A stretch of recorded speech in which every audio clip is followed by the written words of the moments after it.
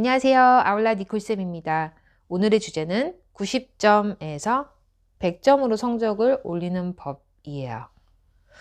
90점에서 100점은 큰 점수 변화는 없는 것처럼 보이지만 쉽게 성적 향상이 되지 않는 구간으로 보실 수 있어요. 왜냐하면 90점도 잘하고 있는 거거든요. 100점도 잘하는 거죠? 근데 100점은 완벽하게 잘하는 거죠.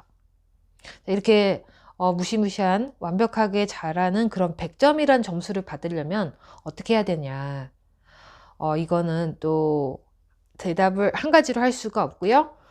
학생의 경우에 따라서 좀 답이 달라질 수가 있어요. 제가 두 가지로 나눠봤는데 첫 번째는 100점짜리 그릇인 학생이 90점을 받았다가 90점을 받았다가 100점으로 올리고 싶은 경우.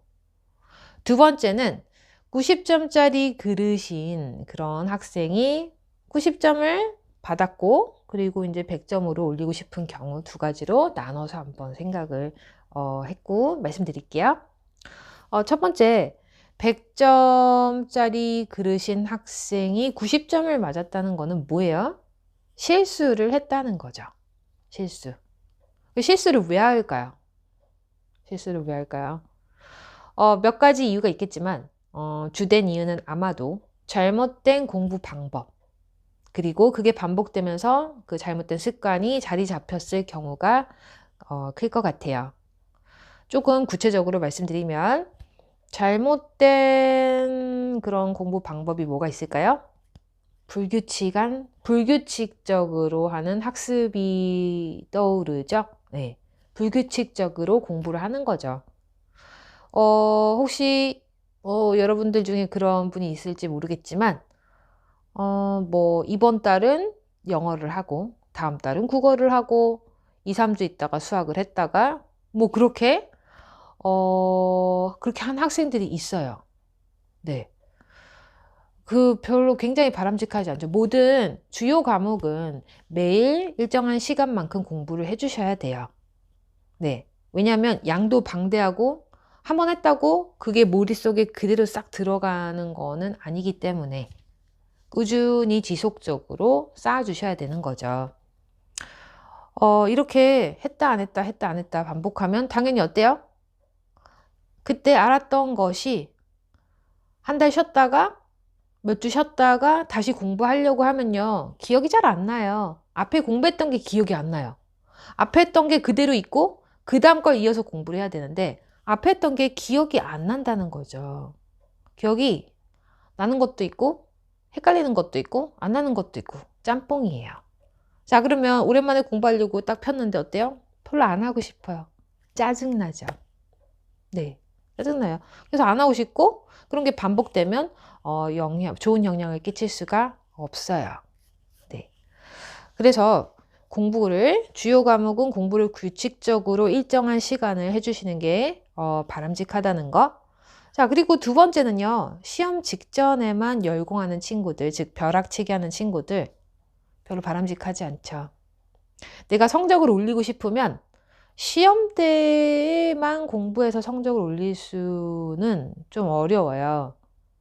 자, 언제 공부를 해야 돼요? 평소에 공부를 해야지 실력이 평소에 공부하고 방학 때 공부를 해서 점수를 올릴 수 있는 것이 더 올릴 수가 있죠.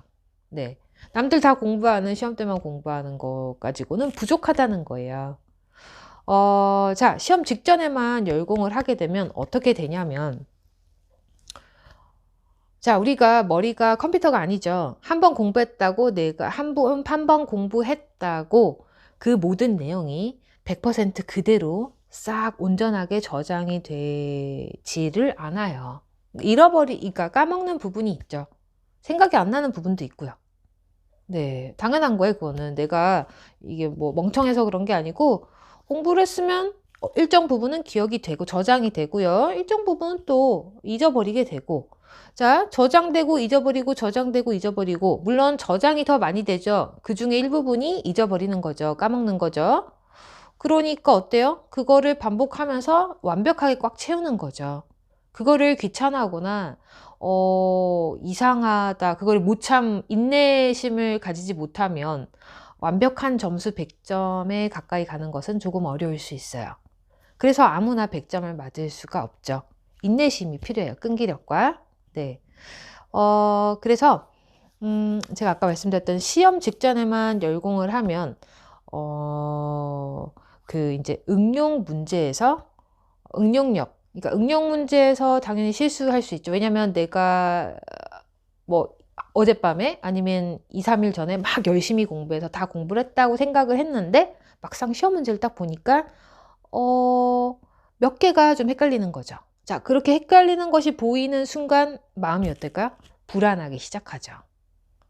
네, 초조하고 긴장되고 손에서 땀나고 머리도 아픈 것 같고 네, 다리도 떨리고 숨도 막 가빠지고.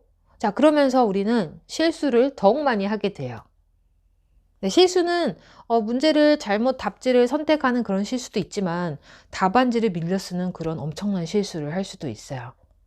자, 그래서 이렇게 답안지 밀려 쓰는 그런 실수가 하는 사람만 꼭 하거든요. 네. 그래서 왜 하는지 제가 말씀드렸죠? 그래서 시험 직전에만 공부를 하면 별로 좋지 않다라는 것. 물론 깊은 내공이 필요로 하는 문제도 또 틀릴 수도 있어요. 이런 친구들이. 자, 그래서 이렇게 공부를 꾸준히 평소에 해주셔야 되는데, 이런 것들을 잘 지키고, 바꾸면, 아마 100점짜리 그릇이었던 학생은 100점을 받을 수 있는 가능성이 높아지게 되죠.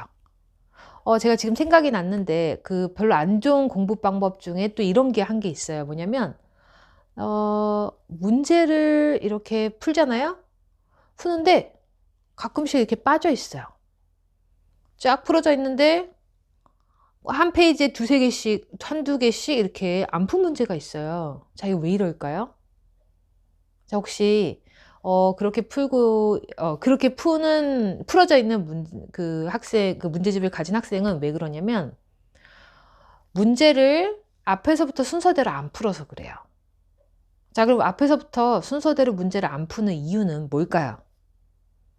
뭐냐면 바로 공부를 빨리 끝내고 놀고 싶기 때문이죠. 자, 오늘 내가 풀어야 될 분량이 3장인데 이거를 원래 정성껏 풀면 1시간이 걸리는데 나는 빨리 10분 만에 풀고 싶어요. 10분 만에, 20분 만에. 자, 그럼 어때? 내 마음은 벌써 3장 끝에 가 있는 거죠. 3번째 장.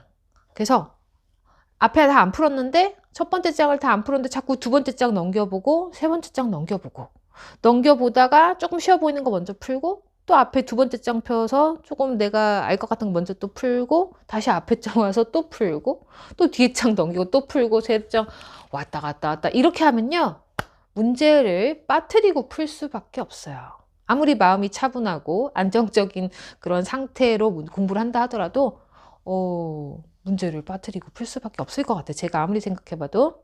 그런 아이들이 그렇게 문제를 빠뜨리고 풀고 실제로 시험 보는 그날 시험장에서도 그렇게 문제를 빠뜨리고 풀어요. 놀랍죠? 네, 근데 그런 일이 발생한다는 것. 네. 자, 그래서 문제를 풀거나 문제를 풀 때는 앞에서부터 순서대로 푸셔야 돼요. 물론 풀다가 되게 어렵거나 잘 모르는 문제가 있을 수는 있죠. 자, 그럴 때는요. 1번, 2번, 3번까지 고민을 해보고 안 될 때는 별표를 치고 그 다음 문제로 넘어가는 거지 그 다음 장으로 가는 게 아니에요. 네. 이것도 뭐냐면 약간 인내심이 필요한 거죠. 참을성이 있어야 되겠죠. 내가 빨리 끝내고 놀고 싶지만 그걸 참고 인내하는 마음이 어느 정도는 필요한 부분이 있죠. 네. 자, 그래서 문제를 순서대로 푸셔야 된다라는 거, 그 습관이에요. 네. 자, 이렇게 해서 100점짜리 그릇인 학생이 90점에서 100점으로 맞으려면 이렇게 공부 방법을 좀 바꿔줘야 된다. 그런 부분에 좀 더 중점을 주면 향상이 될 것이다. 이렇게 되고요. 두 번째, 90점짜리 그릇인 학생이요. 아까 말씀드린 대로 100점을 받고자 할 때는 어떤 방법이 있냐면요. 일단 그 학생은 지금 자기 능력껏 받을 수 있는 점수를 일단 받았어요. 받은 거야. 자기 능력이 이제 90점이었거든요. 자, 그러면 자기 능력껏 받았다는 건요. 공부 방법이나 습관에 딱히 문제가 없을 수도 있어요. 되게 성실하고 평소에 공부하는 친구일 가능성이 높다라는 거죠. 자, 그럼 이런 친구들은 어떻게 이제 그 점수를 업그레이드 할 수 있냐면, 그러니까 그 방법을 말씀드리기 전에 일단 이 학생들이 특징이 개념 파악은 잘 되어 있어요. 네, 개념적인 부분이 문제가 있는 건 아니에요. 그러면 이 학생들은 조금 다양한 어떤 상황에 자기가 알고 있는 개념을 적용시키는 그런 응용력을 강화할 필요가 있는 거죠. 자, 그러면 여기까지 이제 들었으면 어때요? 응용 문제를 많이 풀어야 되나? 이런 생각이 드실 수 있어요. 그런데 응용력은 응용 문제를 많이 푼다고 응용력이 강화되지는 않아요. 근본적으로는. 자, 근본적인 해결 방법은요. 응용 문제를 많이 푸는 것이 아니고 첫 번째, 평소에 꼼꼼하게 생각을 하는 습관을 기르는 것입니다. 이건 약간 성격적인 부분인데 자기 성격이 완전히 칼같이 정확한 거랑 살짝 조금 먼 친구들이 있을 거예요. 뭐 그냥 요만큼 하면 됐지. 아니면 대충 요거니까 요거겠지. 뭐 이런 거.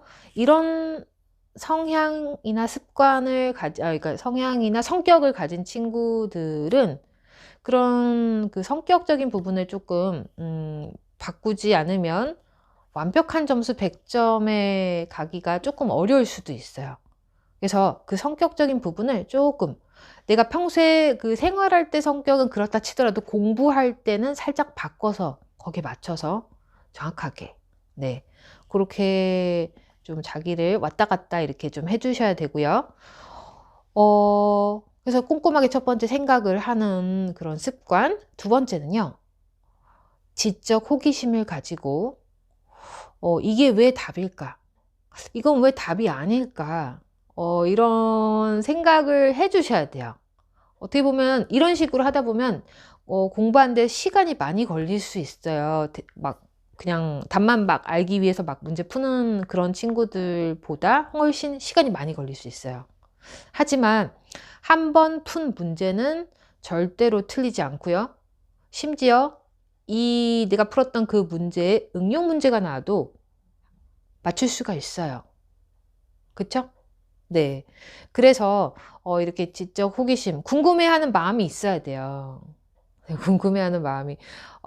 이게 하나도 안궁이면 이 문제에 대해서 안궁, 나는 저거에 대해서도 궁금하지도 않고 이러면 좀 노답이긴 하죠.